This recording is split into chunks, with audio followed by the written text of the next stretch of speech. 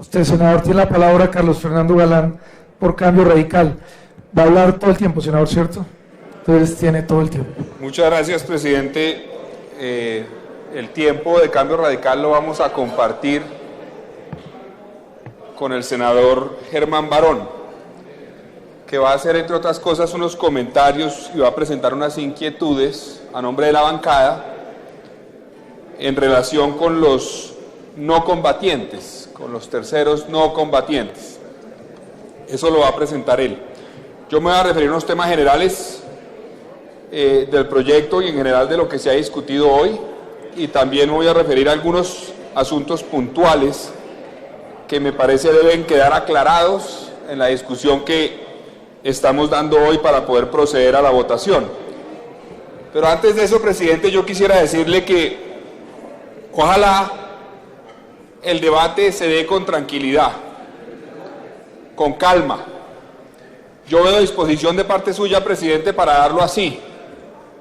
Pero hay que recordar que estamos en un procedimiento especial que limita la participación del Congreso en la discusión del proyecto, reduce el número de debates, limita las facultades del Congreso para introducir cambios y por lo tanto hay que ampliar el debate a lo que se necesite, garantizando la participación de todos los que quieran intervenir sobre todos los temas relacionados con el proyecto para garantizar la legitimidad de esta discusión y eventualmente de la decisión que tome el Congreso.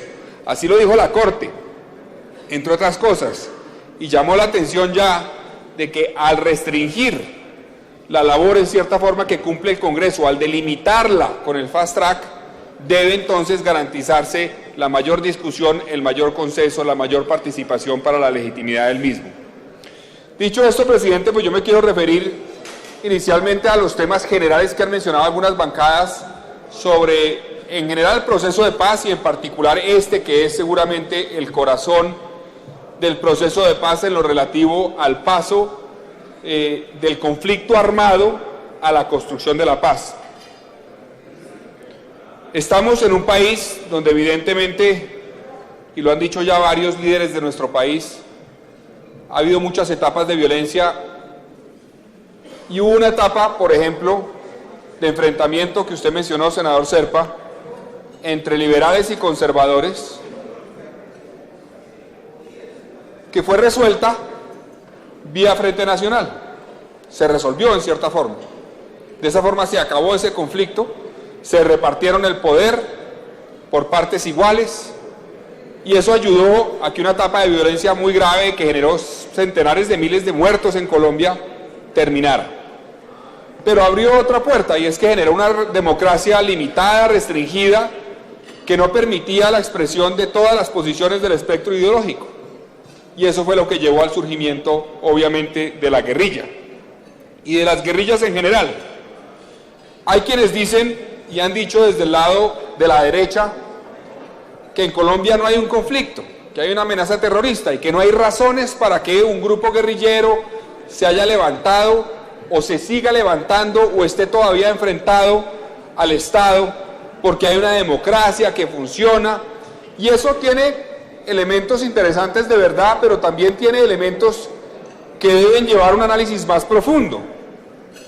Si bien se avanzó después del fin del Frente Nacional en la construcción de la democracia en Colombia, también vimos el surgimiento de fenómenos muy complejos con la participación de sectores del Estado, como el fenómeno paramilitar. Eso surgió en los años 80, pero se expandió y cogió todas sus dimensiones cuando ya estaba en vigencia la nueva Constitución, la Constitución del 91.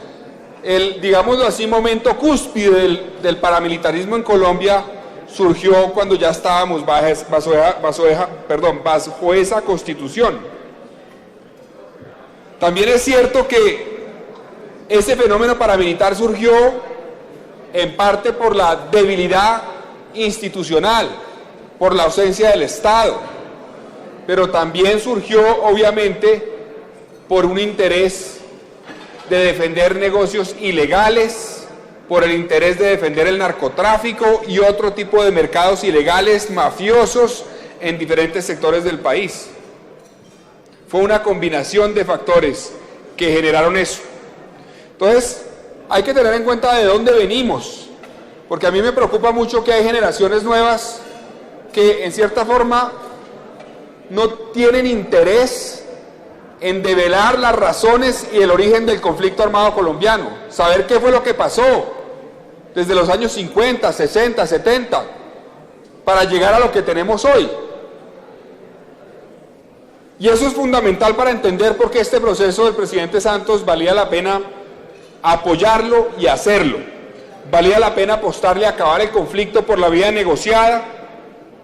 Y en eso quiero, un poco los colombianos nos ven en televisión y dicen allá se agarran y atacan unos a Uribe, otros atacan a Santos, y a la larga, ¿cuál es el rollo ahí? Yo creo que Uribe contribuyó a este proceso. Uribe ayudó con el esfuerzo que hizo militarmente frente a las FARC, ayudó a que las FARC entendieran que el camino no era la vía armada, que tenían que buscar una salida negociada al conflicto. Los debilitó lo suficiente para que entendieran eso. Inclusive Pastrana contribuyó, que hoy lo vemos pues en otra posición, contribuyó a que se llegara a esto, porque en cierta forma debilitó políticamente a las FARC en el proceso, que seguramente cometió muchos errores, sí, que Uribe también, sí, pero yo creo que lo que tenemos hoy en la mesa del Congreso de la República tiene también un origen en los esfuerzos militares que hicieron esos gobiernos anteriores al gobierno del presidente Santos, y también obviamente en el esfuerzo militar del propio gobierno del presidente Santos, que no olvidemos dio de baja a Alfonso Cano, por ejemplo, jefe de las FARC en su momento. Entonces los colombianos también hay que explicarles que esto es un tema más allá de la discusión entre Uribe y Santos y que ahorita están agarrados, etcétera. No, va más allá de ellos, y ellos han jugado un rol importante en lo que tenemos hoy en nuestro país y en la oportunidad que tenemos de acabar este conflicto. Nosotros apoyamos este esfuerzo y esta iniciativa. Creemos que hay que crear, obviamente, un sistema especial para garantizar que en Colombia cerremos por completo el capítulo de la guerra. Y eso se hace con verdad, se hace con elementos de justicia, se hace con no repetición y se hace con reparación. Y este proyecto, creemos, apunta a eso.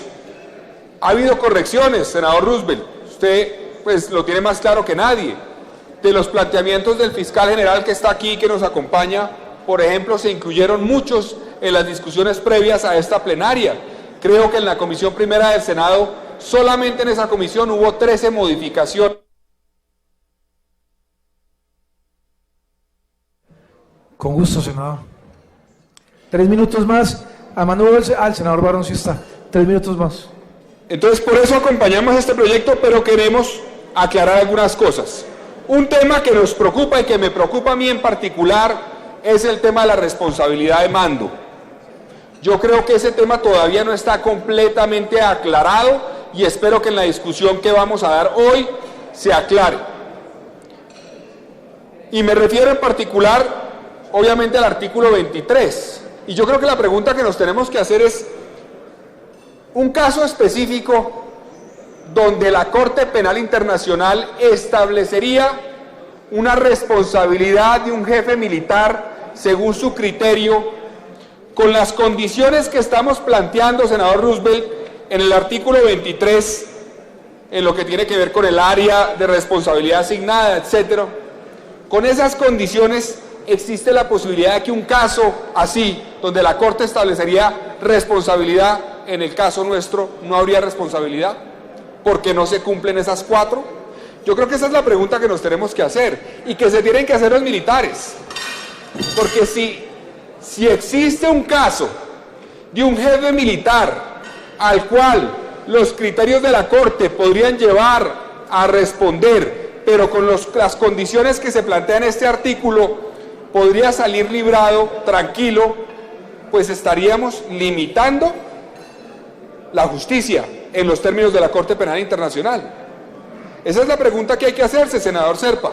¿De qué le serviría a un militar que establezcamos esos criterios si después la Corte Penal dice, no señor, el tema del área para nosotros es relativo, depende del caso, no tiene que ser exigido como una condición del área de responsabilidad del mando militar para que se establezca su responsabilidad de mando.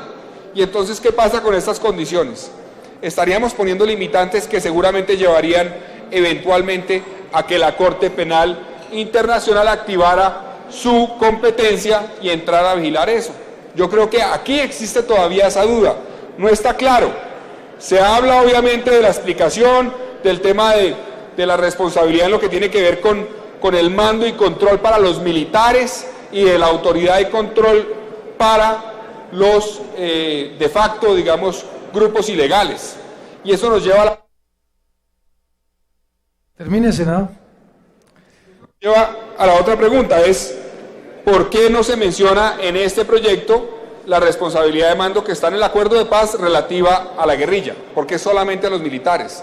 ¿Qué va a pasar con los de la guerrilla?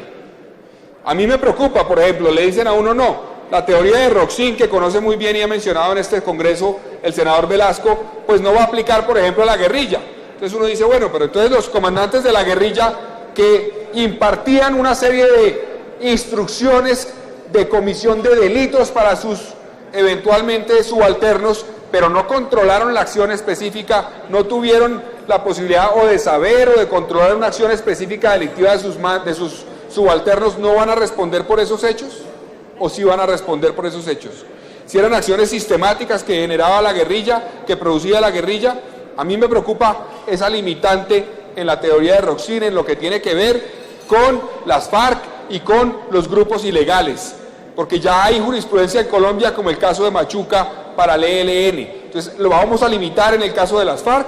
Es una pregunta. Y finalmente, presidente, en el tema de participación en política, en este proyecto estamos en cierta forma habilitando políticamente a los responsables de delitos de lesa humanidad. Vamos a poner en suspenso las condenas que hoy los inhabilitan, que hoy les impiden participar en política. Y la Justicia Especial para la Paz impondrá unas sanciones que en todo caso, dice el articulado, no generarán inhabilidad política. A mí me preocupa una cosa, que tengamos a personas de las FARC responsables de delitos de lesa humanidad en unos meses en campaña sin haber contado todavía la verdad, sin haber dicho nada sobre sus delitos. Entonces yo creo que hay que discutir eso y hay que buscar algún mecanismo para que un responsable de delitos de lesa humanidad, si va a aspirar al Congreso, bueno, lo vamos a habilitar, pero que cuenten algo, que digan algo, que demuestren en algún escenario institucional cuál es la responsabilidad que tienen. Eso le da legitimidad al proceso, eso es lo que blindaría un proceso de estos y ayudaría a que la opinión pública diga, sí, les exigieron que contaran la verdad y después les permitieron participar en política, y no al revés. Estaríamos incumpliendo lo que dijo la ONU. Ese tipo de beneficios, como habilitar políticamente, debe ser resultado de un proceso y no puede ser el arranque. Y aquí está siendo el arranque la habilitación política de ellos y no el resultado de que cuenten la verdad y reparen. Y finalmente yo propuse complementar ese artículo 19, y entiendo que el gobierno está dispuesto a hacerlo, con una cosa, y es que esa matrícula condicional, senador Zerpa, que les vamos a dar, pues sea real, efectiva. Si un miembro de las FARC cuenta la verdad, bien, se le garantizan sus derechos, pero si incumple y no cuenta la verdad, se le quiten sus derechos políticos otra vez. Como está el articulado hoy, no pasa eso. La JEP impondrá una sanción que podrá ser de 2, 3, 4 años de cárcel, pero no le quita los derechos políticos, porque dice que la JEP nunca podrá imponer sanciones que generen inhabilidad política. Entonces, la propuesta mía es que no, sea matrícula condicional. El guerrillero que incumpla lo que está estipulado en el acuerdo de paz, no solamente tendrá sanción que puede llevar a 20 años de cárcel, sino que se le debe dar muerte política otra vez. O de lo contrario, estaríamos mandando un pésimo mensaje de habilitarlos, así incumplan lo estipulado en el proceso de paz. Muchas gracias, presidente. Senador Barón, yo le propongo que cuando entremos al articulado, como yo sé que usted ha hecho un trabajo importante, le doy la palabra al articulado. ¿O quiere hablar de una vez, senador Barón? Porque en el articulado igual usted va a